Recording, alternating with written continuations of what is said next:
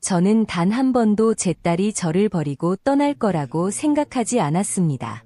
그녀가 결혼한 남자가 제 가장 힘든 순간에 제 존엄성을 빼앗아갈 거라고는 상상도 못했고, 더 나쁜 것은 그녀가 그에게 그렇게 하게 내버려 두었다는 것입니다. 하지만 그들이 몰랐던 것은 삶이 저에게 마지막 카드를 주었다는 것이었고, 제가 그 카드를 사용했을 때 모든 것이 뒤집혔습니다. 준비하세요. 왜냐하면 지금부터 들을 이야기는 단순히 이야기가 아니라 결산의 순간이기 때문입니다. 댓글로 어디서 보고 계신지 남겨주세요. 그리고 이런 이야기 더 보고 싶다면 채널 구독도 잊지 마세요. 제 이름은 김미영입니다. 58세이며 얼마 전까지 무조건적인 사랑이라는 것을 믿었습니다. 특히 가족에 대한 사랑은 더더욱요. 저는 남편과 딸 박지수를 위해 제 세상을 만들었습니다. 제가 만든 모든 식사, 준비한 모든 명절, 저축한 모든 돈은 그들을 위해였습니다. 지난해 남편이 암으로 세상을 떠났을 때 땅이 무너지는 듯한 느낌이었어요. 하지만 저는 여전히 박지수가 있다고 스스로 말했어요. 여전히 제 작은 딸이 있다고요. 남편과 함께 오스틴 외곽의 시더파크에서 아무것도 없는 상태에서 함께 지은 집을 팔았습니다. 너무 많은 추억, 너무 많은 밤을 그의 목소리가 부엌에서 들릴 거라 기대하며 깨어났습니다. 박지수와 그녀의 남편 이준호가 저에게 머물 곳을 제안해 주었습니다. 주로 박지수가 그랬죠. 이준호는 제가 도착했을 때 휴대폰에서 눈을 떼지 않았습니다. 저는 부담이 되지 않으려 노력했습니다. 뒷방의 작은 방에 숨어 지냈습니다. 저는 요리하고 청소하고 심부름도 제안했어요. 항상 유용하게 보이고 싶었고 항상 눈에 띄지 않으려 노력했어요. 하지만 이준호는 저를 끊임없는 불편함으로 느끼게 하는 방식이 있었어요. 그의 눈은 항상 짜증난 듯한 빛을 내며 제가 그의 피부 아래에 박힌 가시 같은 존재인 것처럼 느껴졌어요. 처음에는 작은 일들이었어요. 제가 뭔가를 물어보면 그는 눈동자를 굴렸고 제가 TV를 보고 있을 때 다른 채널로 돌렸어요. 한 번은 그가 내 옆을 지나가며 기생충이라고 중얼거리는 걸 들었어요. 내가 잘못 들었을 거라고 생각했지만 마음속으로는 그게 아니라는 걸 알았어요. 박지수는 나를 위해 한 번도 나서주지 않았어요. 그녀를 바라보며 뭔가 말해주길 바랐지만 그녀는 항상 그걸 무시했어요. 그는 스트레스 받았어. 그녀는 말했어요. 일 때문에 힘들어. 저는 자존심을 삼키고 침묵을 지켰습니다. 그게 어머니가 하는 일이지. 맞죠? 아이들을 위해 침묵을 지키는 거죠. 하지만 그날 밤 한밤 모든 것이 산산조각 났습니다. 우리는 저녁 식탁에 앉아 있었습니다. 저는 이준호이 가장 좋아하는 치킨 포티를 만들었습니다. 박지수는 휴대폰을 스크롤하고 있었고 이준호는 맥주를 마시는 것처럼 마시고 있었고 침묵이 방을 가득 채웠습니다. 그러자 이준호가 고개를 들어 말했다. 이제 이걸 일시적인 걸로 속이는 걸 그만둬야 할 때인 것 같아. 우리는 자선단체가 아니야. 박지수는 얼어붙었다. 나는 그를 쳐다봤다. 무슨 뜻이야? 라고 물었다. 그는 미소를 지으며 말했다. 내가 말하는 건 이걸 얼마나 더 계속할 거냐는 거야. 너는 일도 안 하고 도움도 안 주잖아. 갚아야 할 빚이 있는데 우리는 추가로 먹여야 할 입을 더 만들기로 동의한 적 없어. 목구멍이 메어졌다. 심장이 뛰었다. 박지수를 향해 돌아보며 희망과 간청을 담았지만 그녀는 내 시선을 마주치지 않았다. 아마도 이게 가장 좋을 거예요. 그녀가 중얼거렸다. 모두를 위해 더 안정적인 일을 찾는 게 나을 거예요. 모두를 위해. 나는 소리치지 않았다. 싸우지도 않았다. 일어나서 작은 방으로 가서 짐을 챙겼다. 2개의 여행 가방. 그게 내가 남은 전부였다. 짐을 챙기며 울지 않았다. 눈물은 나중에 그들의 건물 밖에서 서서 코트를 뚫고 들어오는 추위를 느끼며 갈 곳이 없다는 걸 깨달았을 때 흘렀다. 박지수는 나를 배웅하지 않았다. 이준호는 관심조차 보이지 않았다. 나는 인도변에 앉아 1시간 동안 있었다. 휴대폰 배터리가 방전되었다. 솔직히 말해서 내 마음도 마찬가지로 죽은 것 같았다. 나는 생각했다. 이게 지워지는 느낌인가? 그날 밤 나는 낡은 모텔을 찾았다. 벽지가 벗겨지고 자판기가 동전을 삼키는 그런 곳이었다. 천장을 바라보며 잠을 못 잤습니다. 내 인생이 이렇게 빨리 무너질 수 있다는 걸 생각했습니다. 내가 이걸 당할 만큼 뭘 잘못했는지 궁금했습니다. 다음 아침, 박지수에게 메시지를 보냈습니다. 이해해. 항상 사랑해. 답장이 없었습니다. 그 다음 주에도 다시 시도했습니다. 생일 축하 메시지, 작은 소식들을 보냈지만 침묵뿐이었습니다. 3달이 지났고 매일 전날보다 더 무거웠다. 찾을 수 있는 모든 일자리에 지원했지만 최근 근무 경험이 없는 50대 후반의 슬픔에 잠긴 미망인을 원하는 곳은 없었다. 집 청소나 베이비시팅을 생각했지만 내 몸은 예전 같지 않았다. 외로움은 견딜 수 없었지만 수치심은 더 끔찍했다. 그 소녀에게 모든 것을 바쳤는데 어떻게 그녀가 나를 이렇게 쉽게 버릴 수 있겠는가. 어느 저녁, 옛 추억의 상자를 뒤지며 무언가에 가까이 느끼고 싶어서 그걸 발견했습니다. 어머니의 일기장. 수년 동안 읽지 않았던 것 아마도 한 번도. 하지만 무언가가 나를 그걸 집어들게 했습니다. 모텔 침대 가장자리에 앉아 페이지를 넘기니 거기에 있었습니다. 이름, 진실, 모든 것을 바꾼 비밀. 그 순간을 명확히 기억합니다. 내 손이 떨렸고 심장이 뛰었다. 갑자기 나는 단순히 쫓겨난 여자가 아니었다.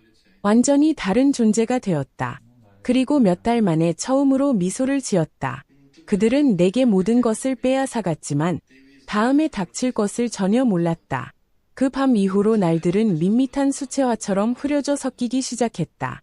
모텔 방은 낡은 공기와 벽에 스며든 담배 냄새로 가득 차 있었다.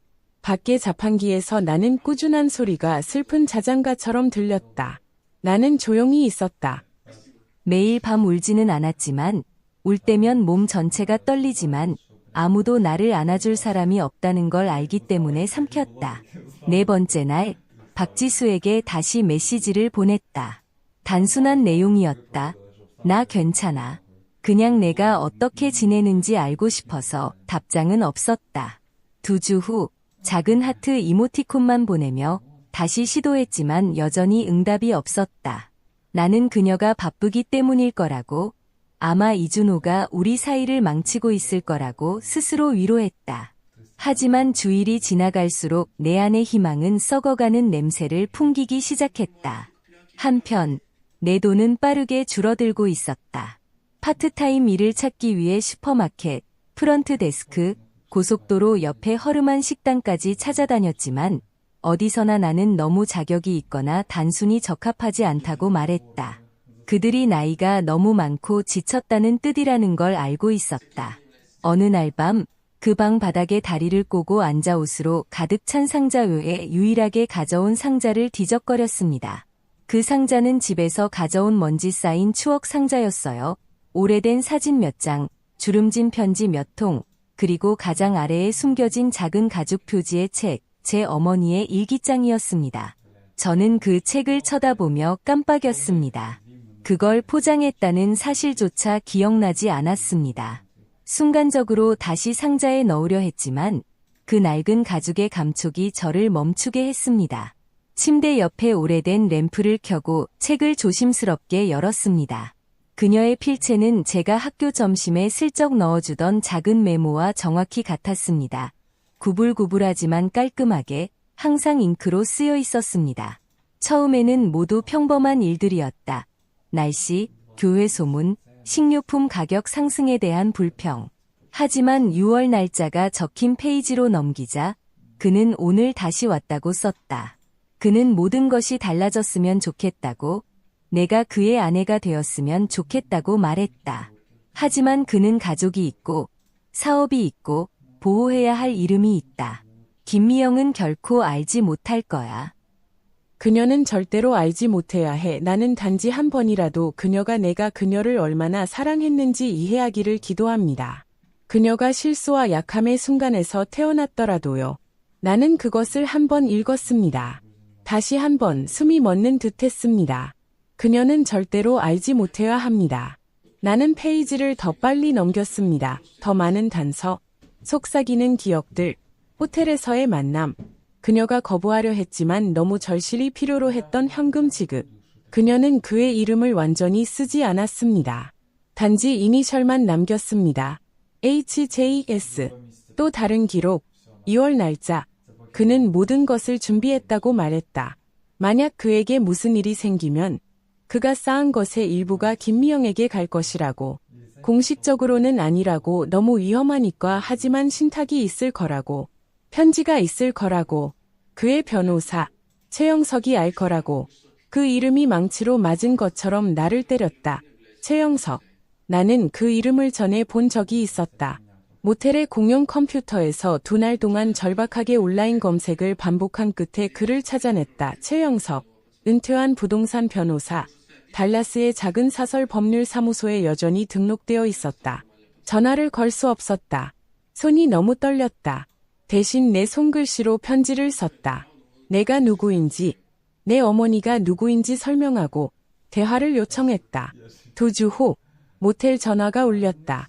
최영석의 목소리가 어머니 이름을 부르자 갈라졌다.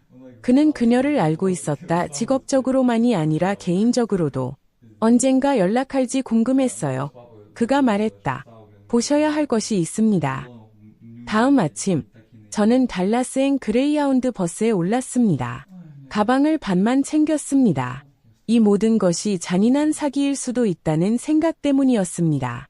하지만 그 조용하고 먼지 쌓인 사무실에 들어섰을 때 오래된 책들로 가득 찬 공간과 시간의 냄새가 진동하는 그곳에서 저는 이것이 진짜라는 것을 알았습니다. 최영석은 노란색으로 변색되고 약해진 봉투를 건넸습니다. 그 편지는 강현우, 텍사스 중부 최대 석유 회사 중 하나인 스털링 에너지의 창립자로부터 온 것이었다. 내 평생 신문 기사에서 본 얼굴의 남자, 가족과 이름, 유산을 가진 남자. 편지에는 이렇게 쓰여 있었다. 내 딸 김미영 루이즈에게. 한 번에 다 읽을 수 없었다. 2번째 문단을 읽기 전에 눈물이 흘렀다. 그는 모든 것을 고백했다. 불륜, 후회, 비밀스러운 사랑 그리고 약속. 만약 내가 죽으면 내 유산에서 추적할 수 없는 개인 자산의 일부를 최영석을 통해 당신에게 전달하도록 했다. 당신은 내 피입니다. 살아생전에는 너무나도 겁쟁이여서 당신을 인정하지 못했지만 이제 죽어서라도 당신을 인정합니다. 최영석은 책상 위를 미끄러지듯 폴더를 밀어주었습니다.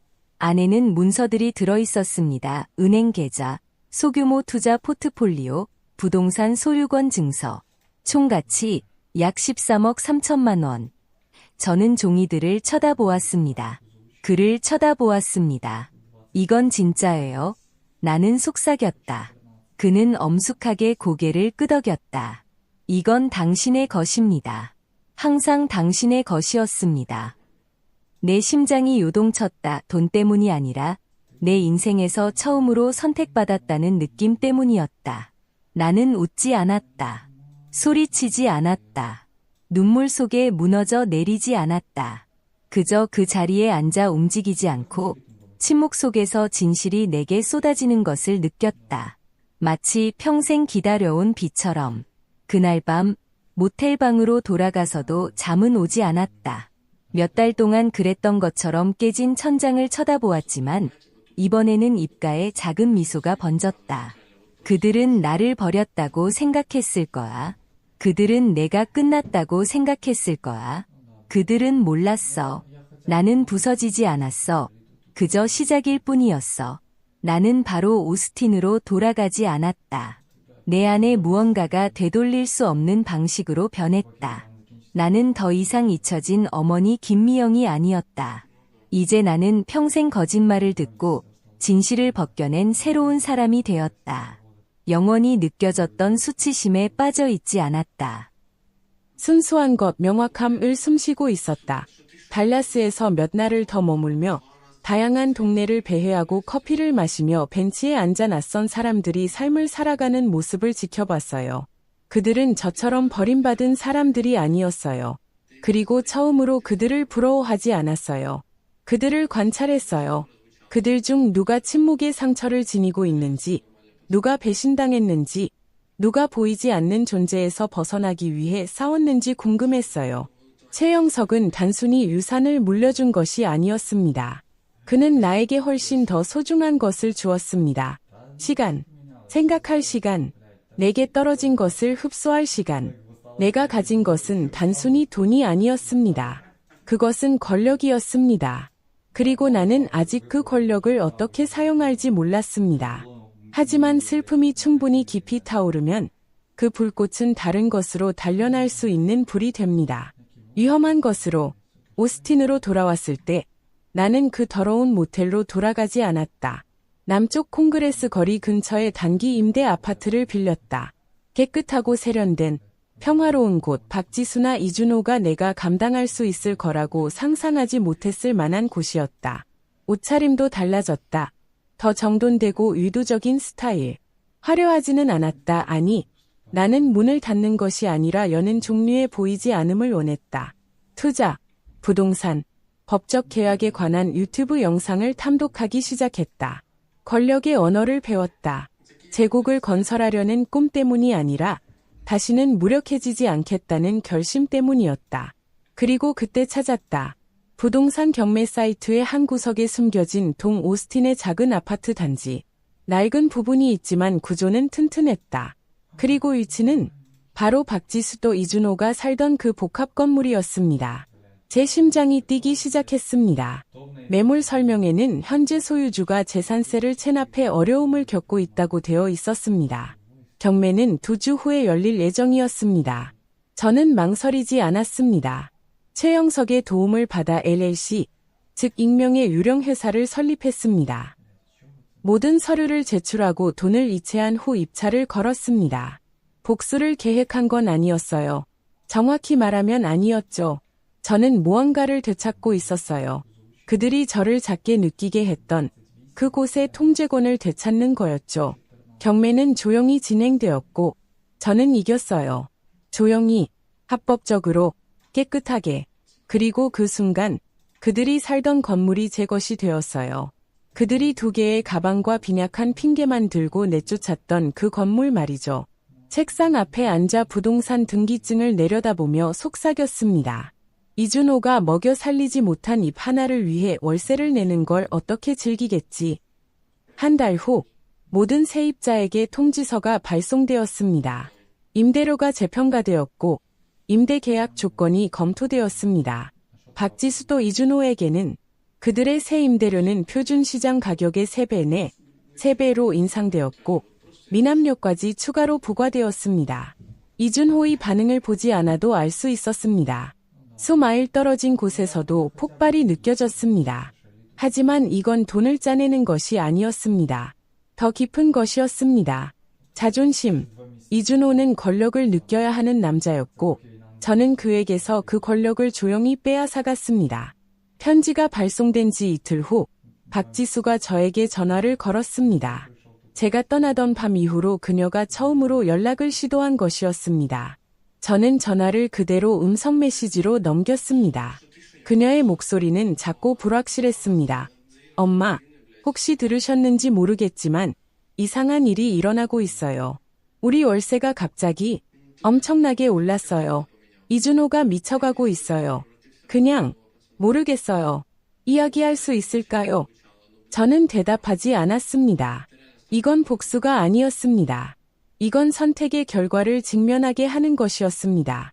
그들은 자신이 내린 선택의 무게를 감당해야 했습니다.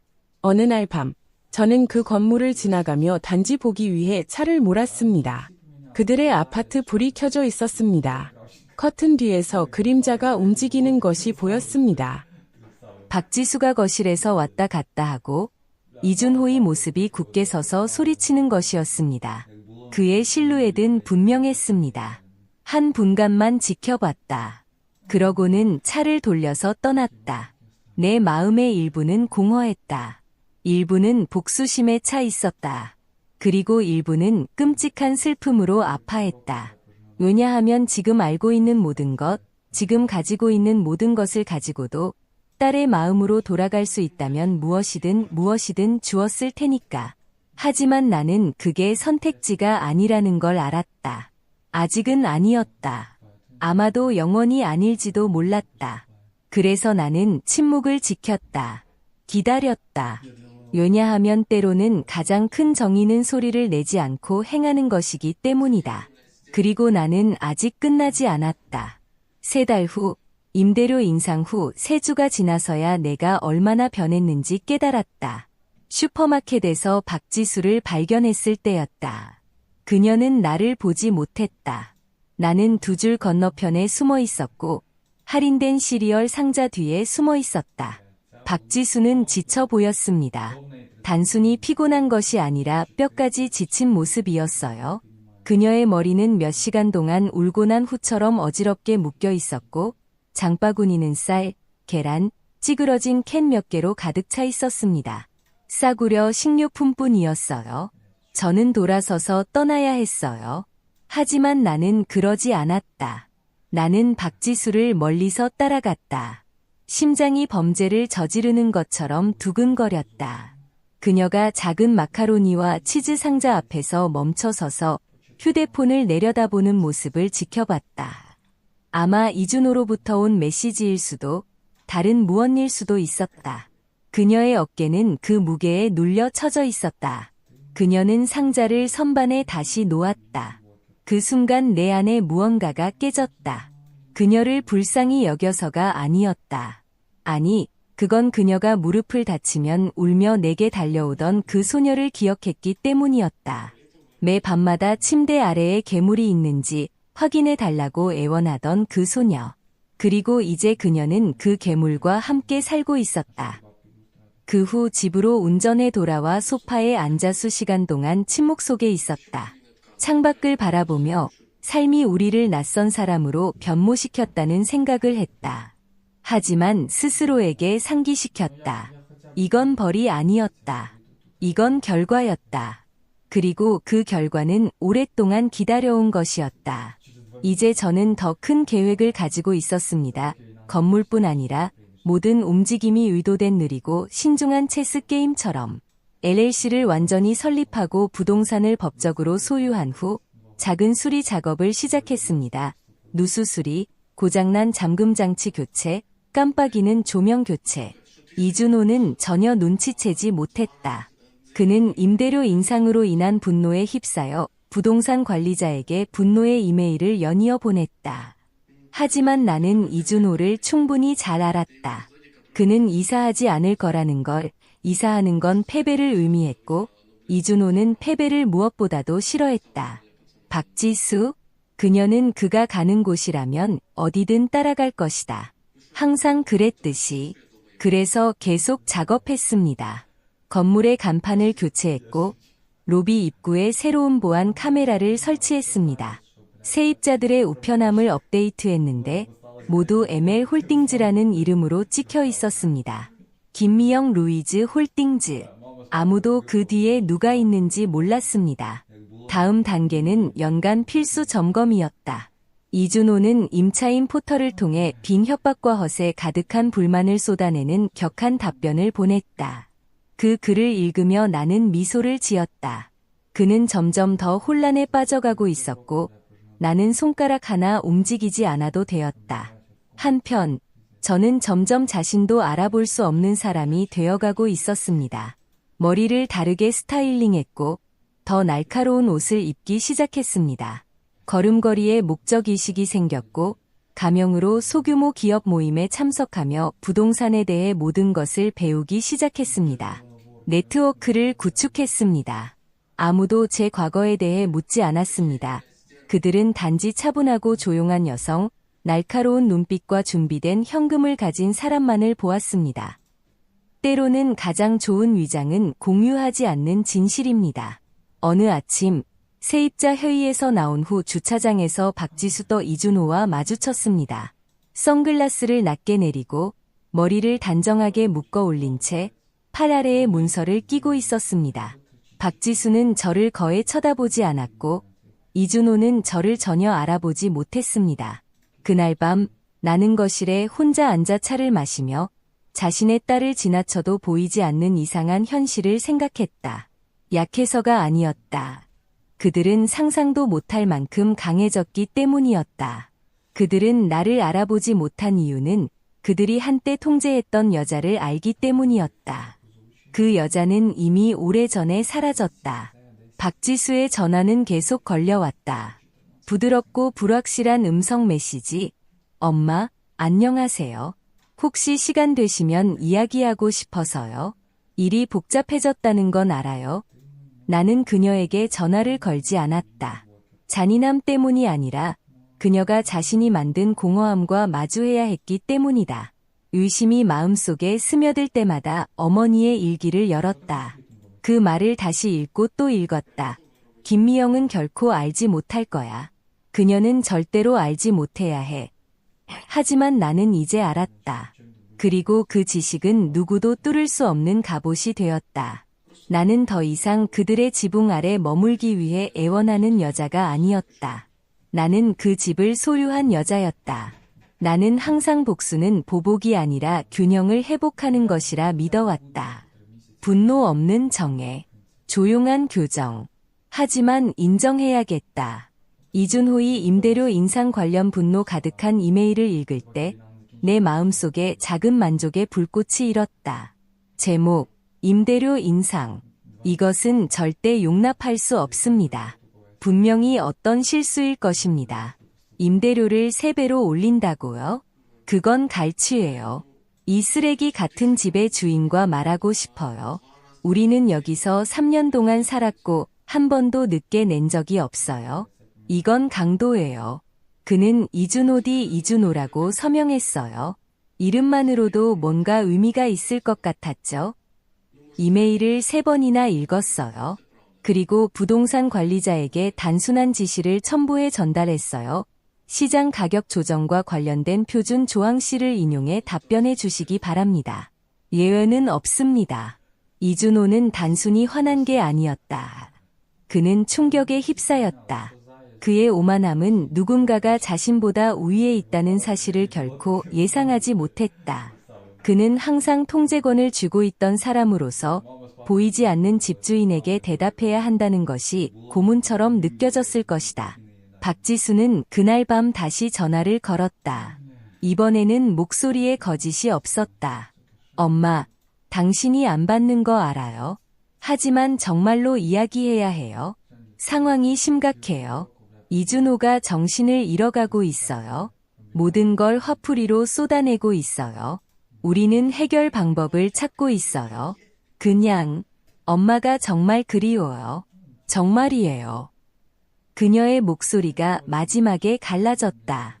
나는 화면을 오래 바라보며 전화 버튼 위에 엄지손가락을 떠받치고 있었다. 잠시 동안 그녀에게 다시 전화할까 생각했다. 모든 게 괜찮을 거라고 말할까? 파편을 수습하기 위해 달려갈까? 하지만 안 걸었어요. 왜냐하면 괜찮지 않았으니까요. 그리고 그녀가 함께 만든 혼란을 계속 수습할 수 없었으니까요. 박지수는 한때 이준호가 나를 마치 갚지 못한 청구서처럼 내쫓도록 내버려뒀고 이제 그녀에게 압력이 쌓이자 갑자기 내 번호를 누르는 법을 기억해냈어요. 아니요. 그녀가 침묵과 함께 조금 더 앉아 있도록 둬야 해요. 다음 주 나는 부동산 업그레이드에 서명했다. 외벽 페인트 새로 칠하기, 복도 조명 개선, 정원 조경 개선으로 주변을 밝게 만들기. 웃기는 건 이준호의 부풀려진 임대료는 단순히 처벌이 아니었다. 그것은 다른 모든 사람에게 더 나은 집을 제공하는 자금이었다. 모두 이익을 봤지만 그는 아니었다. 그는 자신의 자존심에 눈이 멀어 그걸 보지 못했다. 곧 사무실 문 아래에 분노 가득한 손글씨 메모가 나타나기 시작했습니다. 물압력이 너무 약해요. 쓰레기가 쌓이고 있어요. 이걸 위해 돈을 내는 거라면 농담이죠. 모든 불만은 침묵으로 일관되었습니다. 박지수는 긴 메시지를 남기지 않고 짧은 텍스트로 전환했습니다. 헤이, 이야기할 수 있을까요? 정말 도움이 필요해요. 그 후 며칠 동안 아무 연락도 없었습니다. 그 사이 은행 명세서가 계속 들어왔습니다. ML 홀딩즈는 이제 안정적이었고 심지어 수익을 내고 있었습니다. 다른 세입자들은 조용히 예의 바르게 정시에 임대료를 냈습니다. 이준호만이 문제를 일으키고 있었고 박지수는 그와 함께 폭풍 속에 갇혀 있었습니다.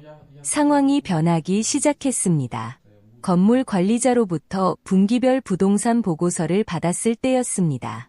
보고서에는 박지수와 이준호의 아파트 사진이 첨부되어 있었습니다. 욕실 천장에 곰팡이가 번지고 주방 타일이 갈라져 있으며 바닥에 개봉되지 않은 우편물이 널려 있었습니다. 그들은 겨우 버티고 있었습니다. 동정심을 느껴야 할지도 모르겠다고 생각했습니다. 대신 명확함이 찾아왔습니다. 이 문제는 더 이상 임대료가 아니었습니다. 통제권에 관한 것이었고 이준호는 그 통제권을 빠르게 잃어가고 있었습니다. 건물 내에서는 이준호가 추가 근무를 시작했다는 소문이 돌았습니다. 박지수는 어느 오후 다른 임차인에 의해 뒷계단에서 울고 있는 모습이 목격되었습니다. 그들은 내면에서 실 한 올씩 풀어지고 있었습니다. 그리고 가장 아름다운 부분은 저는 손가락 하나 움직이지 않아도 되었습니다. 그 진실은 내 머릿속에 깊이 박혔다. 오랫동안 나는 들으려 하지 않는 이준호에게 박지수가 그의 진짜 모습을 보라고 그와 함께 서 있는 자신이 되어가는 것을 보라고 애원해왔다. 이제 그들은 자신의 침묵에 질식하고 있었고 나는 위에서 내려다보고 있었다. 말 그대로. 내 새 아파트는 그들의 정원을 내려다보는 전망을 가지고 있었다. 다른 건물, 더 안전한 동네, 더 높은 층, 그들이 더 이상 감당할 수 없는 전망. 나는 그들을 계속 지켜보지 않았다. 단지 내가 느낀 배신이 진짜라는 걸 상기시키기 위해. 그리고 그럼에도 불구하고 모든 걸 알고 있음에도 불구하고 어떤 밤에는 여전히 창가에 앉아 박지수의 마지막 문자를 바라보았다. 정말 너가 필요해. 어머니로서의 내 부부는 깊이 아팠습니다. 하지만 내가 된 여성은 이건 단지 시작에 불과하다는 걸 알았습니다. 과거에는 마음의 상처가 소리치거나 문을 세게 닫는 것, 공개적인 배신과 함께 온다고 생각했습니다. 하지만 진정한 마음의 상처는 훨씬 조용합니다. 답하지 않은 음성 메시지, 읽지 않은 텍스트 메시지, 한때 엄마라고 부르던 아이와 사이의 무거운 침묵 속에서 찾아옵니다. 박지수의 전화는 점점 줄어들었다. 메시지도 드물어졌다. 하지만 건물 직원들을 통해 들은 바로는 그들의 아파트 안의 긴장감이 더 어두운 것으로 변해가고 있었다. 이준호는 모든 사람에게 짜증을 내기 시작했고 유지보수 직원들을 들어오지 못하게 막으며 의미 없는 검사를 요구했고 누군가를 누구든 탓할 사람을 찾고 있었다. 박지수는 며칠 동안 제대로 잠을 자지 못한 것처럼 보였다고 들었다. 저는 그들의 고통을 축하하지 않았습니다. 기뻐하지도 않았습니다. 이건 그들이 고통받는 것을 보는 것이 아니었습니다. 훨씬 더 무거운 것이었습니다. 제 딸이 감옥 같은 곳에서 살며 그것을 사랑이라고 부르는 것을 보는 것이었습니다. 어느 오후 관리자가 소음 신고로 인해 보고서를 전달했습니다. 아래층 세입자가 격렬한 다툼을 들었다고 합니다. 고함, 비난, 통제력을 잃었다는 말, 이 모든 건 내 탓이야 라는 말까지. 이준호는 화를 내며 나가버렸고 다음 날 아침 해가 뜰 때까지 돌아오지 않았습니다.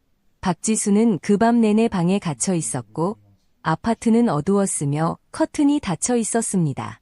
저는 기다렸습니다. 이준호를 위해가 아니라 그녀를 위해. 두 날이 지나고 해가 나무 꼭대기 뒤로 저물어갈 무렵 우리 아파트의 인터콤이 울렸습니다. 안녕하세요. 저기 박지수 이준호입니다. 김미영, 제 엄마가 여기 사시나요? 제 심장이 얼어붙었습니다. 바로 대답하지 못했습니다. 화면을 멍하니 바라보며 천천히, 규칙적으로 숨을 쉬었습니다. 그리고 오랜 침묵 끝에 문 열림 버튼을 눌렀습니다. 10분 후, 부드러운 노크 소리가 아파트에 울려 퍼졌습니다. 문을 열자 그녀가 서 있었습니다. 박지수. 그녀는 내가 매일 밤 침대에 넣어주던 소녀의 흐릿한 모습이었다. 눈 밑에 번진 메이크업, 낡은 셔츠에 주름이 잡힌 모습. 그녀는 실제 나이보다 20년은 더 늙어 보였다.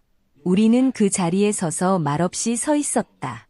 마침내 그녀가 숨을 내쉬며 작은 목소리로 말했다. 안녕하세요, 엄마. 나는 말없이 옆으로 물러섰다. 그녀는 마치 자신이 들어갈 자격이 없는 것처럼 천천히 들어왔다. 아파트는 무거운 복잡한 침묵으로 가득 찼고 내가 두 잔의 차를 따르며 내는 부드러운 차잔 소리가 그 침묵을 깼다. 나는 왜 왔는지 묻지 않았다. 어떻게 지냈는지 묻지도 않았다. 나는 단순히 차를 건네주고 그녀 맞은편에 앉아 기다렸다. 어디서부터 말해야 할지 모르겠어. 박지수는 목소리가 너무 작아서 거의 들리지 않았다. 나는 아무 말도 하지 않았다. 그녀는 시선을 바닥으로 내렸다. 이준호는 그는 쉽지 않아. 항상 화를 내고 임대료를 탓하고 나를 탓하고 이웃의 개를 탓해. 정말로. 여전히 나는 침묵을 지켰다. 내가 옳은 일을 했다고 생각했어요. 그녀가 계속 말했다. 우리가 당신에게 떠나라고 했을 때요. 달라고 했다는 말은 마치 선택의 여지가 있었던 것처럼 들렸다. 그저 평화를 유지하고 싶었어요. 더 많은 싸움을 원하지 않았어요. 이준호가. 그녀는 망설였다. 그가 당신이 우리를 강제로 내보내지 않는 한 절대 떠나지 않을 거라고 했어요. 그리고 내가 그걸 따랐다는 걸 미워해요. 나는 차를 천천히 한 모금 마셨다. 당신이 그리워요. 그녀가 속삭였다. 하지만 이 상황을 어떻게 해결해야 할지 모르겠어요. 나는 그녀의 얼굴을 자세히 관찰했다. 모든 작은 떨림, 후회로 가득 찬 선들. 그녀는 용서를 구하고 있었지만 너무 두려워서 요청하지 못했다. 그래서 내가 줄 수 있는 유일한 것을 주었다. 침묵. 때로는 침묵이 거짓말보다 안전하기 때문이다. 우리는 그렇게 1시간 가까이 앉아 같은 공기를 마시며 있었다. 그녀는 돈을 요구하지 않았다. 도움을 요청하지도 않았다. 그녀는 단지 내 곁에 다시 존재하고 싶었을 뿐이었다. 그리고 나는 그녀를 내버려 두었다. 그녀가 마침내 일어나 떠나려고 할 때 그녀는 손을 뻗어 내 손을 만졌다. 미안해. 그녀가 말했다. 모든 것 때문에. 나는 그 말을 되풀이하지 않았다. 대신 그녀가 예상보다 조금 더 오래 그녀의 손을 잡았다. 그녀가 먼저 손을 빼며 눈물이 반짝이는 눈으로 나를 바라보더니 조용히 문을 열고 나갔다. 나는 울지 않았다. 하지만 그 문이 닫히는 순간 나는 의자에 주저앉아 따뜻한 티컵을 생명줄처럼 움켜쥐었다. 그녀는 돌아왔다. 그녀는 내 눈을 바라보았다. 그리고 이제 나는 알았다. 균열이 드디어 나타나기 시작했다. 진정한 힘이란 소리쳐서 휘두를 필요가 없다는 거다. 문을 세게 닫거나 협박을 할 필요도 없다. 단순히 여기 한 가닥을 당기고 저기 다른 문을 닫으면 너를 얕봤던 자들이 무너지기 시작한다. 이준호는 그는 빠르게 무너지고 있었다. 박지수의 방문 후 그들의 아파트 분위기는 점점 무거워졌다. 카메라가 필요 없었다. 집이 무너져가는 소리를 듣기만 해도 알 수 있었다. 관리팀은 이준호가 정신을 잃어가고 있다고 알려주었다. 주 2회 관리 사무실로 들이닥쳐 건물의 주인이 누구인지 요구했다. 그는 이름을 원했다. 책임을 지울 얼굴을 원했다. 그리고 그 이름을 찾을 수 없다는 사실이 그를 더 빠르게 몰아넣었다. 저는 그가 파헤칠 거라는 걸 알았습니다. 이준호는 패배를 조용히 받아들이는 타입이 아니었습니다. 이전에 본 적이 있었습니다. 박지수가 가게에 너무 오래 머물면 그녀의 전화를 확인하는 모습, 영수증을 세는 모습, 모든 여행을 의심하는 모습. 소유욕이라는 말로는 부족했습니다. 그래서 그가 ML 홀딩즈 뒤에 숨은 이름을 찾아내기 위해 조사하기 시작했을 때 나는 준비가 되어 있었다. 그는 공공기록 검색부터 시작했어. 기본적인 것들. 하지만 내 변호사는 모든 것을 다층적인 개인정보 보호 신탁을 통해 처리했어. 이름도 흔적도 없었다. 다음은 소홀한 전술이었다. 내 부동산 관리자에게 다른 세입자 행세를 하며 이메일을 보내고 부동산 등기소에 전화를 걸어 다른 부동산을 대표한다고 속였다. 직원은 즉시 의심하고 우리에게 알렸다. 그 트릭들이 실패하자 이준호는 내부를 향해 돌았다. 정확히 무슨 일이 일어났는지 모르지만 어느 날 이웃이 관리사무소에 전화를 걸어 걱정스러워했다. 그녀는 유리 깨지는 소리, 높은 목소리, 미납 요금 때문이 아닌 더 깊은 두려움에서 비롯된 분노를 들었다고 말했다. 유지보수원이 그들의 문을 두드렸습니다. 응답이 없었습니다. 하지만 안쪽에서 이준호가 걸어다니며 중얼거리는 소리, 박지수가 울고 있는 소리가 들렸습니다. 그 후 아무 소리도 없었습니다. 어떤 비명보다도 무거운 침묵이었습니다. 며칠 후 저는 이상한 봉투를 받았습니다. 발신자 주소가 없었습니다. 안에는 날카롭고 분노에 찬 필체로 쓴 메모가 있었습니다. 내가 하는 걸 알고 있다. 내가 똑똑하다고 생각하겠지. 나한테는 무서운 게 없다. 내가 누구인지 찾아낼 거고 그날이 오면 후회하게 될 거다. 서명도 없었지만 그 필체를 알아봤다. 이준호는 항상 말하듯이 썼다. 강하고 거칠게 펜을 종이에 너무 깊이 눌러서. 나는 그 편지를 손에 쥐고 앉아 심장이 뛰는 것을 느꼈다. 두려움 때문이 아니었다. 기억 때문이었다. 그 기억은 나를 그날 밤 그들의 부엌으로 끌어당겼다. 이준호가 나를 무가치한 존재처럼 쳐다보던 순간 박지수는 그 옆에 서서 말 한마디 없이 항의도 없이 그저 그 상황을 방치하고 있었다. 그리고 이제 그는 빈 공중에 소리쳐대며 찾을 수 없는 답을 절박하게 찾고 있었다. 그것은 거의 시적이었다. 하지만 동시에 위험했다. 그래서 나는 방어 태세를 강화했다. 변호사에게 건물 보안에 연락하도록 지시했다. 더 많은 감시 카메라가 설치되었다. 신중하게, 합법적으로, 일상적으로, 다른 세입자들이 안전하도록 확인했다. 이준호의 붕괴가 전체 건물을 끌어내리지 않도록 할 것이다. 한편, 직원들 사이에서 소문이 돌기 시작했다. 박지수는 차를 팔았다. 이제 걸어서 출근하고 있었다. 그들의 생활 필수품이 제한되었다.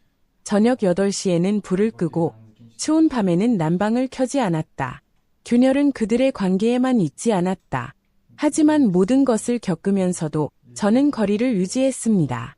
달려들지 않았고 구원을 제안하지 않았습니다. 왜냐하면 이건 복수가 아니었기 때문입니다. 이건 해결에 관한 것이었습니다. 이준호의 세계가 점점 줄어들도록 내버려두는 것, 그가 결국 자신이 얼마나 작은 존재인지 깨닫도록 하는 것이었습니다. 그리고 박지수에게 선택권을 주는 것, 그녀가 스스로 만든 감옥에 갇혀 머물거나 드디어 바로 앞에 있던 열쇠를 찾아내는 것, 박지수는 아직 준비가 되지 않았다는 것을 알았습니다. 하지만 벽은 점점 다가오고 있었고 비밀은 가장 작은 틈새를 통해 새어나가기 마련입니다. 그날 밤 문이 두드리는 소리를 기대하지 않았습니다. 며칠 동안 침묵만이 이어졌죠. 관리팀으로부터의 이메일도 박지수로부터의 음성 메시지도 익명의 위협도 없었습니다. 단지 무겁고 음산한 침묵만이, 지평선 아래에 숨어 기다리는 폭풍처럼 느껴지는 침묵만이 있었습니다. 하지만 결국 노크 소리가 들렸다. 조심스럽고 주저하는 소리였다. 내 가슴이 아프게 조여졌다. 문을 열었다. 박지수는 비에 흠뻑 젖은 채 서 있었다. 슈퍼마켓 가방을 가슴에 꼭 껴안고 있었다. 그 가방이 그녀를 지탱하는 유일한 것 같았다. 그녀의 눈은 부어오르고 붉었다. 입술이 움직였지만 말은 나오지 않았다.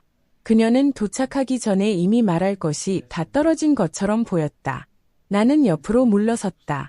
그녀는 물방울을 떨어뜨리며 안으로 들어왔다. 수건을 건네주자 우리는 말없이 서로를 피하며 움직였다.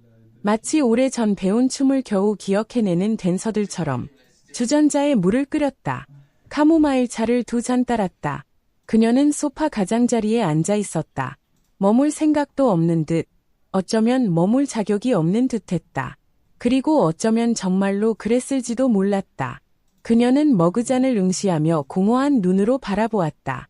그는 내가 생각했던 사람이 아니에요. 그녀가 마침내 말했다.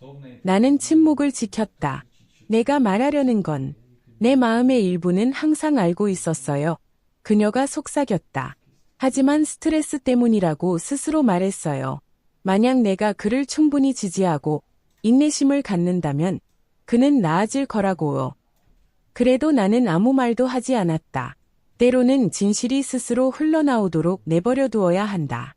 박지수는 내 눈을 바라보며 떨리는 목소리로 말했다. 그는 누군가가 우리를 노리고 있다고 확신하고 있어요. 그녀가 말했다. 그는 집착에 빠져 있어요. 내 전화와 이메일을 확인해요. 지난주에는 나를 일터까지 따라왔어요. 내가 관련되지 않았는지 확인한다고 했어요. 그녀의 몸에 떨림이 퍼졌다. 추위 때문이 아니라 두려움 때문이었다. 그가 당신에게 숨기는 게 있냐고 물었어요. 그녀는 거의 속삭이듯 말했다. 그 말에 숨이 막혔다. 하지만 그녀가 계속 말하도록 내버려 두었다. 저는 그에게 몇 주 동안 당신과 말하지 않았다고 말했어요. 당신이 어디에 있는지조차 몰랐다고요. 그녀는 망설였다. 하지만 그건 거짓말이었어요. 나는 처음으로 그녀의 눈을 마주쳤다. 당신의 건물이 같은 관리회사에 등록되어 있다는 걸 알아냈어요. 그녀가 고백했다. 알아내는 건 어렵지 않았어요. 물론이었지. 박지수는 항상 똑똑했으니까. 하지만 똑똑한 게 항상 용감한 건 아니야. 그리고 이제 그녀는 마침내 눈을 뜬 여성처럼 보였다. 그리고 자신이 본 것을 미워하는. 그래도 나는 침묵을 지켰다. 기다리며. 당신이 그리워요. 그녀가 속삭였다. 그녀의 목소리는 너무도 날카로워서 나를 부서뜨릴 뻔했다. 하지만 이제 당신 주변에 어떻게 있어야 할지 모르겠어요. 내 손가락이 머그잔을 더 세게 움켜쥐었다. 당신은 떠났어요. 그녀가 갈라진 목소리로 말했다. 그리고 나는 당신을 내버려뒀어요. 그가 당신을 밀어내도록 내버려뒀어요. 마침내 내가 말했다. 아니야, 박지수. 나는 조용히 말했다. 너는 그를 내버려두지 않았어. 너는 그와 함께 서 있었어.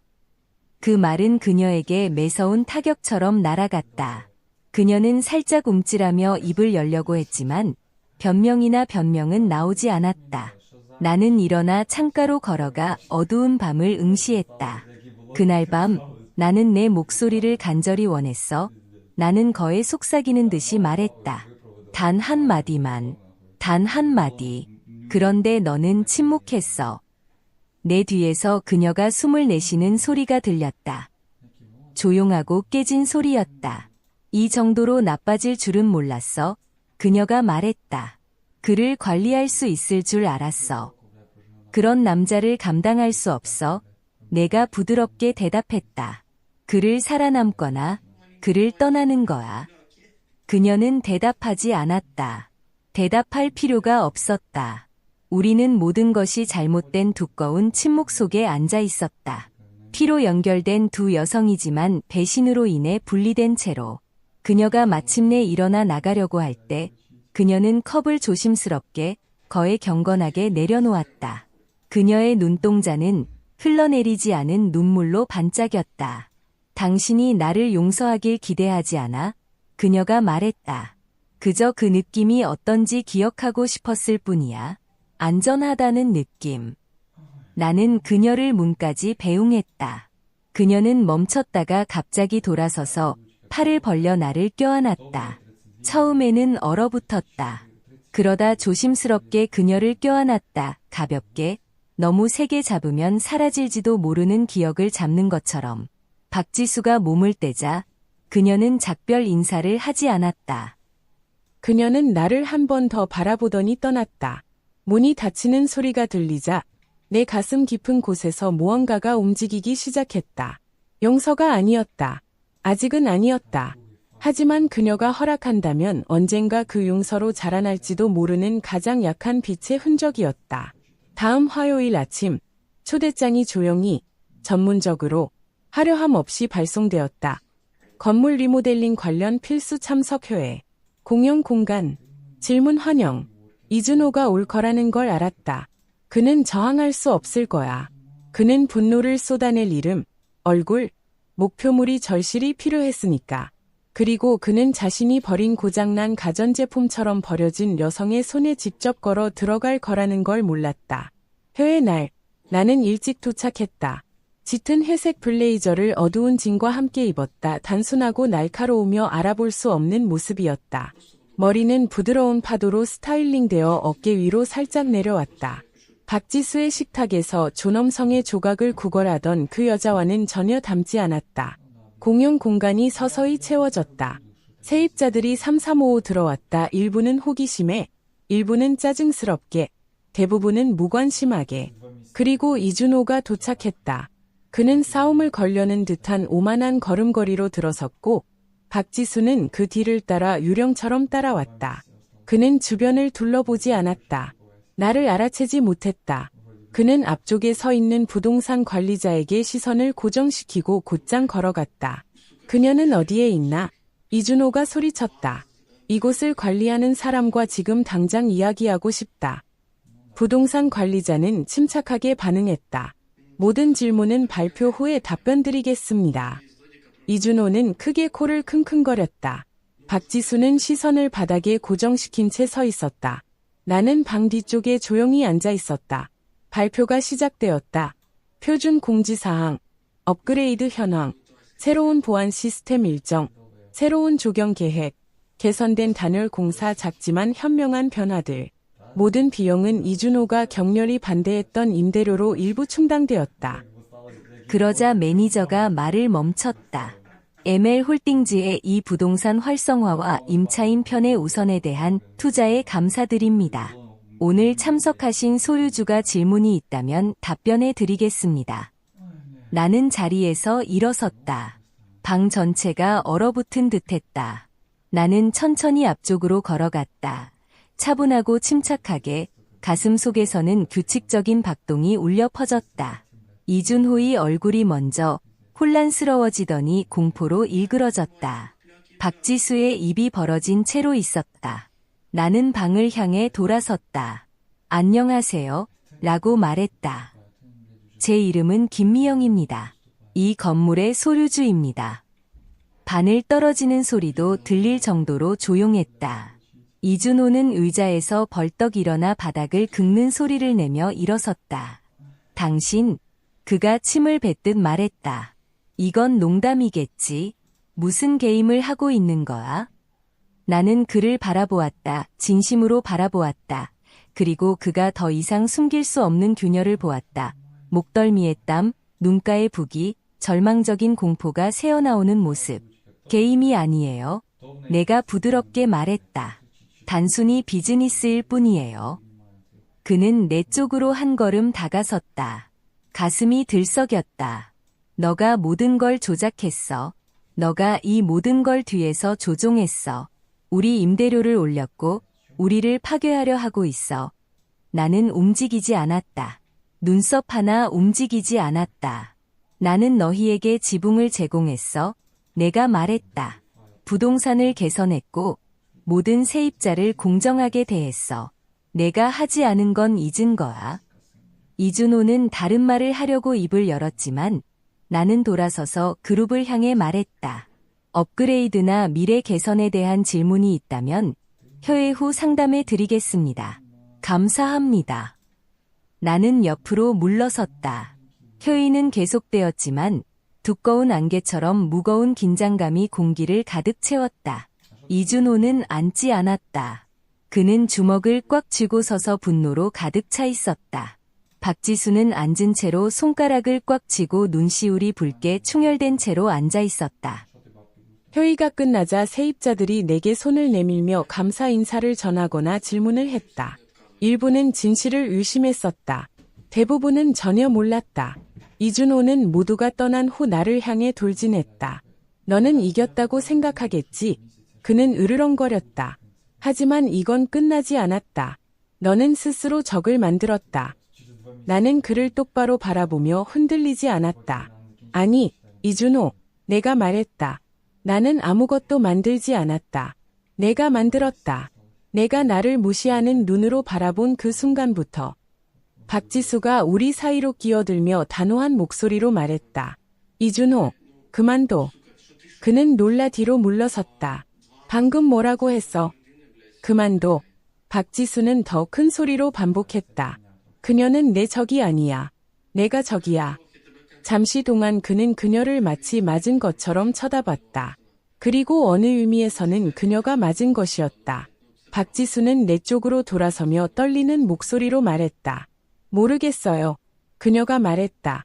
정말이에요. 건물, 돈, 그 어떤 것도요. 알아요. 내가 조용히 말했다. 말 안 했어요. 내가 직접 봐야 했기 때문이에요. 내가 말했다. 그냥 듣는 게 아니라요. 박지수는 눈물을 참으며 빠르게 눈을 깜빡였다. 이준호는 비웃으며 뒤로 물러났다. 너희 둘은 서로 어울려. 그가 비웃으며 말했다. 아니야. 내가 차분히 말했다. 그녀는 더 나은 걸 받을 자격이 있어. 그러고는 돌아서서 걸어갔다. 내 안쪽에서 무언가가 움직였다. 복수나 승리대와 나크. 더 조용하고 강하며 마침내 내 것이 된 무언가였다. 네 날 후, 박지수가 다시 내 문 앞에 나타났다. 이번에는 그녀가 무릎이 약해질 정도로 충격적인 것을 들고 있었다. 낡은 가죽 표지의 책, 모서리가 찢어지고 등줄기가 겨우 붙어있는 내 어머니의 일기장이었다. 나는 말없이 문을 열었다. 박지수는 떨리는 숨을 내쉬며 안으로 들어섰다. 눈이 크게 떠져 있었다. 찾았어요. 그녀가 떨리는 목소리로 말했다. 내 옷장 속에서요. 지난번에 당신을 방문했을 때 아마 당신이 두고 갔을 거예요. 그녀는 일기를 조심스럽게 커피 테이블 위에 놓았다. 마치 신성한 물건처럼. 나에게는 그랬다. 읽었어요. 그녀가 고백했다. 내 심장이 멈칫했다. 엿보려고 한 건 아니에요. 그녀가 서둘러 말했다. 그냥 그녀의 필체를 알아봤어요. 뭔가 어떤 것이든 이해할 수 있는 걸 찾고 있었어요. 무거운 침묵이 우리를 감쌌다. 강현우에 대해 몰랐어요. 그녀가 속삭였다. 그 신뢰나 돈이나 그 모든 것에 대해. 나는 천천히 고개를 끄덕였다. 저도 몰랐어요. 내가 말했다. 모든 것이 이미 사라진 후에야 알게 됐어요. 박지수의 목소리가 갈라졌다. 엄마, 왜 말 안 했어요? 왜 저에게 무력하다고 믿게 뒀어요? 나는 그녀를 똑바로 바라보았고 그녀는 처음으로 시선을 돌리지 않았다. 왜냐하면 나는 무력했기 때문이에요. 내가 말했다. 그날 밤 당신이 문을 닫았을 때 나는 아무것도 없었어요. 계획도, 안전망도 없었어요. 울 수 있는 곳도 없었어요. 누군가가 문을 두드리고 조용히 하라고 말할 곳도요. 박지수는 움찔하며 그 말들이 정확히 목표를 맞췄다. 내가 가장 절망적인 순간에 그 일기를 발견했어요. 내가 계속 말했다. 저녁을 사기 위해 동전을 세고 있을 때요. 일주일 동안 다른 사람과 말 한마디 안 했을 때요. 그 일기는 단순히 내가 누구인지 알려준 게 아니었어요. 내가 중요하다는 걸 상기시켜줬어요. 엄마가 나를 사랑해서 말로 표현할 수 없어도 나를 위해 싸웠다는 거요. 박지수는 소파에 주저앉아 손바닥을 무릎에 꽉 쥐었다. 내가 어떻게 그런 딸이 되었는지 모르겠어요. 그녀가 속삭였다. 그 질문을 계속 스스로에게 묻고 있어요. 박지수는 조용히 말했다. 반복해서요. 나는 창가로 걸어가 아래의 조용한 거리를 바라보았다. 삶의 희미한 소리가 무심하게 이어지고 있었다. 당신은 하루아침에 그런 사람이 된 게 아니에요. 나는 낮은 목소리로 말했다. 작은 선택들이었죠. 일을 방치하는 것, 진실보다 평화를 선택하는 것, 사랑이 당신을 아프게 해도 충성심을 의미한다고 생각하는 것. 박지수는 일어나 몇 걸음 다가왔다. 그를 떠났어요. 그녀가 말했다. 그 마른 방을 갈라치는 천둥 소리처럼 울려 퍼졌다. 그는 다시 내 물건을 뒤지려고 했어. 내 노트북, 내 가방. 내가 안 된다고 말했어. 그게 전부였어. 그는 소리치며 가방을 싸고 떠났어. 돌아올 거라고 했어. 다음 날 아침에 잠금 장치를 바꿨어. 나는 그녀를 향해 돌아섰다. 놀라움에 심장이 뛰었다. 그가 없으면 내가 누구인지 모르겠어. 그녀는 떨리는 목소리로 고백했다. 하지만 사라지는 것보다 알아내는 게 나아. 두 사람 사이에 두꺼운 침묵이 내려앉았다. 아직 말하지 못한 모든 것이 그 침묵 속에 담겨 있었다. 박지수는 테이블 위에 놓인 일기장을 내려다보았다. 내가 한 일은 내가 받을 만한 것이 아니었어. 그녀가 말했다. 우리가 한 일도 그걸 되돌릴 수는 없어. 하지만 시도해보고 싶어. 나는 천천히 그녀 쪽으로 걸어가 옆에 앉았다. 나는 그 말을 듣는 것을 꿈꿨어요. 내가 말했다. 하지만 지금 듣는 건 과거를 지우지 않아요. 대신 다시 쓰게 해요. 그녀는 혼란스러워 보였기 때문에 나는 그녀의 손을 부드럽게 잡았다. 지금의 나를 보고 있어요. 내가 말했다. 그리고 그게 모든 걸 바꿔요. 우리는 그 자리에 오래 앉아 있었다. 아프지 않은 침묵, 대신 치유하는 침묵, 진실이 숨쉴 공간을 마침내 열어준 침묵이었다. 박지수가 그날 밤 떠나기 전 그녀는 문 앞에서 멈췄다. 당신은 나를 약하게 키우지 않았어요. 그녀가 말했다. 그저 당신이 얼마나 강한지 잊었을 뿐이에요. 나는 부드럽게 미소 지었다. 아니요. 라고 말했습니다. 당신은 잊지 않았어요. 그냥 보지 않았을 뿐이에요. 이제 그녀는 마침내 모든 것을 보고 있었습니다. 내가 된 사람이 아니라 항상 조어센인 사람. 이준호로부터 온 이메일이 내 인박스에서 울렸을 때 나는 거에 열지 않았습니다. 제목만으로도 배가 콕콕 쑤셨어요. 지금 당장 이야기해야 합니다. 나는 천천히 읽었다. 각 단어마다 쓴맛과 절망이 묻어났다. 나는 모든 걸 알고 있다. 그 건물에 대해, 상속에 대해, 너와 스털링의 작은 비밀에 대해. 내가 똑똑하다고 생각하나? 내가 내 인생을 망치고 웃으며 떠나갈 수 있다고 생각하나? 모두가 내가 어떤 가족에서 왔는지 알게 되면 내 소중한 명성이 어떻게 될지 보자. 저는 충격에 휩싸여 침묵으로 앉아 있었습니다. 어떻게든 이준호는 모든 것을 알아냈습니다. 박지수를 통해든 자신의 조사든 그건 중요하지 않았습니다. 하지만 저는 두려워하지 않았습니다. 왜냐하면 저는 그 건물을 사들인 날부터 이 순간을 준비해 왔기 때문입니다. 저는 그 이메일을 바로 변호사에게 전달했습니다. 다음 아침까지 이준호는 중단 및 철회 통지서를 받았습니다.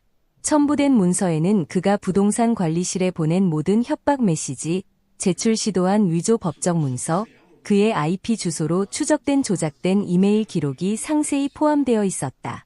우리는 세입자 불만 신고, 유지 보수 방해 기록, 심지어 공공장소에서 그가 분노를 터뜨린 음성 녹음까지 보류하고 있었다.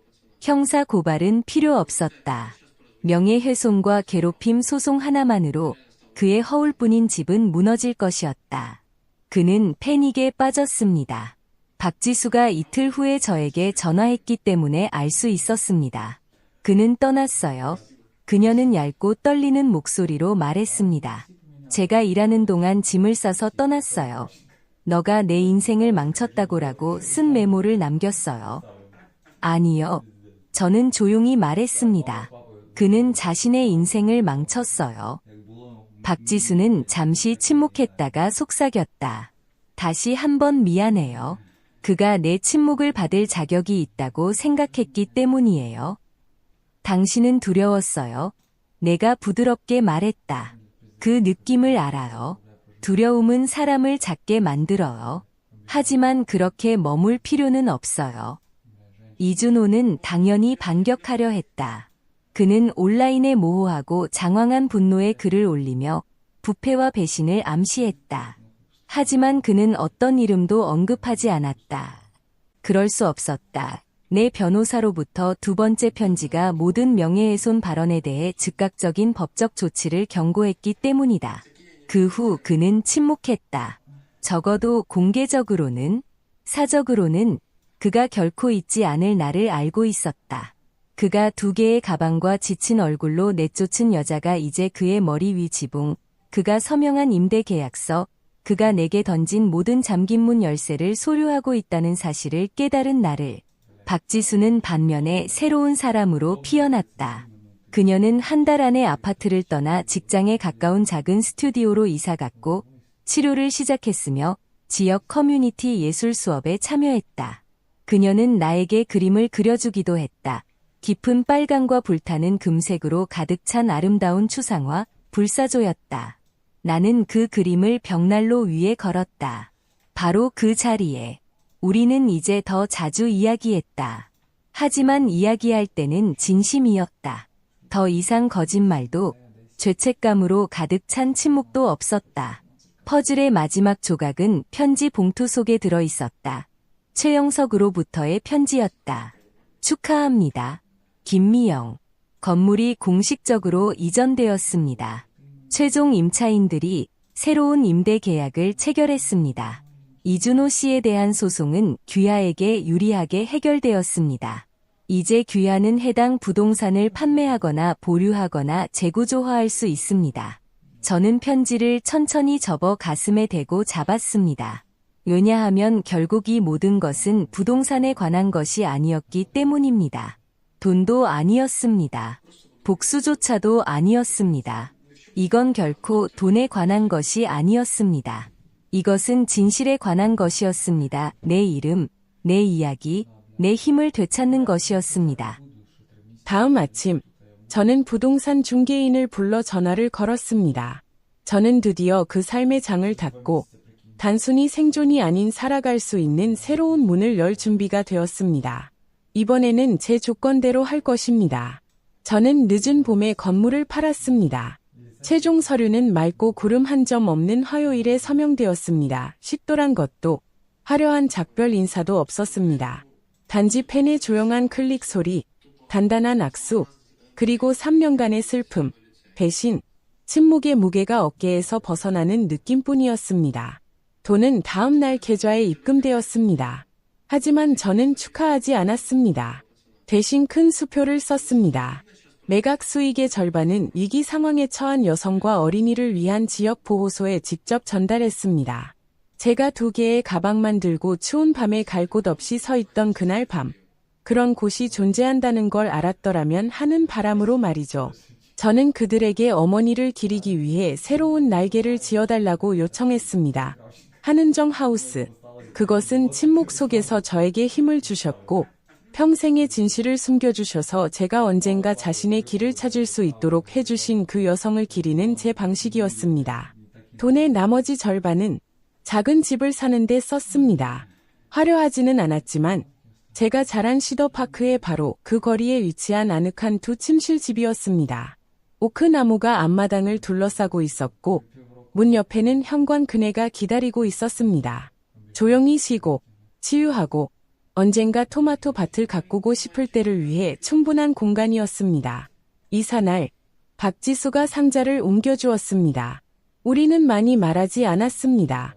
하지만 모든 것이 정리된 후 그녀는 나긋하게 다리를 접고 현관 벤치에 앉아 익숙한 거리를 바라보며 보도 어딘가에 숨어있는 옛날의 자신을 찾으려는 듯했습니다. 여기서 자전거를 탔던 기억이 나요. 그녀가 부드러운 목소리로 말했습니다. 모든 것이 복잡해지기 전에요. 나는 천천히 고개를 끄덕였습니다. 여기서는 항상 안전했어. 내가 말했습니다. 그 느낌이 어떤지 잊어버렸어. 그녀가 속삭였다. 우리는 이준호에 대해 말하지 않았다. 말할 필요가 없었다. 그의 이야기는 불꽃놀이나 복수로 끝나지 않았다. 침묵으로 끝났다. 그는 다른 도시, 다른 직업, 아마도 다른 거짓말로 사라졌다. 하지만 그 전에 비밀 유지 계약서에 서명하고 위협을 거두었다. 그가 가장 원하지 않았던 것은 또 다른 법정이나 더 나쁜 것, 그에 대한 진실이 공개되는 것이었다. 이제 그는 단지 유령일 뿐이었다. 박지수는 저녁을 함께 먹었다. 우리는 그릴드 치즈 샌드위치와 토마토 수프를 만들었다. 그녀가 어릴 적에 하던 방식 그대로였다. 그녀는 샌드위치 한쪽을 태우자 웃었다. 나는 그녀가 펜을 타다려 하자 웃었다. 그것은 영원히 느껴졌던 시간 동안 우리가 나눈 첫 번째 진정한 웃음이었다. 그날 밤 그녀가 떠난 후 나는 창가에 서서 손에 차 한 잔을 끼고 달빛이 잔디밭에 흘러넘치는 모습을 지켜보았다. 그리고 수년 만에 처음으로 그 말을 입 밖으로 내뱉었다. 나는 너를 용서해. 박지수에게가 아니라 나 자신에게. 왜냐하면 그게 가장 어려운 부분이었기 때문입니다. 불을 견뎌내는 것이 아니라 그들이 꺼내려고 했던 불이 결코 나 자신이 아니었다는 것을 이해하는 것. 나는 항상 그들이 과소평가한 불꽃이었습니다. 그들은 나에게 침묵이 약함이라고 가르쳤습니다. 대신 나는 그것을 강함으로 갈고 닦았습니다. 그들은 나를 지우려고 했지만 나는 그들이 결코 잊을 수 없는 사람이 되었습니다. 소파에 앉아 오래된 일기장을 마지막으로 열었고 박지수가 언젠가 찾을 수 있도록 쪽지를 넣어두었습니다. 당신은 그들의 사랑이 필요하지 않습니다. 당신은 그들의 승인이 필요하지 않습니다. 당신은 진실만 필요로 합니다. 그리고 결코 자신이 누구인지 잊지 않는 것. 시계가 조용히 틱택 소리를 냈습니다. 내 손바닥 사이의 차가 차가워졌습니다. 하지만 내 마음은 마침내 따뜻해졌다. 나는 소리쳐야 할 필요가 없었다. 나는 어떤 큰 전투에서 이겨야 할 필요가 없었다. 나는 항상 조어센인 그대로의 나일 뿐이었다. 그리고 이제 마침내 나는 집으로 돌아왔다. 들어주셔서 감사합니다. 이 이야기가 당신에게 감동을 주었다면 구독을 잊지 마세요. 그리고 만약 원하신다면 아래 댓글에 당신의 이야기를 공유해 주세요. 당신의 목소리는 중요합니다.